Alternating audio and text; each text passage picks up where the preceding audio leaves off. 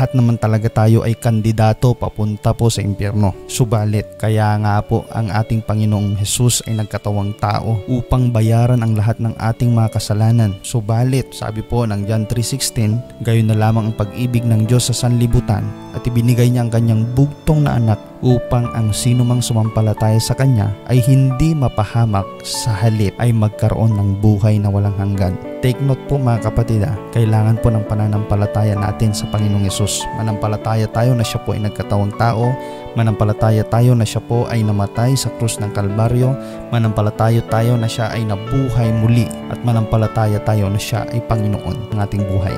Kaya ang Diyos lang ang may kakayahan na magdala sa impyerno, o siya lang ang magpapasya kung sino yung papasok sa langit at mahuhulog sa impyerno, dahil tama yung timbangan ng Diyos. Walang daya yung timbangan ng Diyos, kasi kung si Satanas, dadayain tayo lahat sa timbangan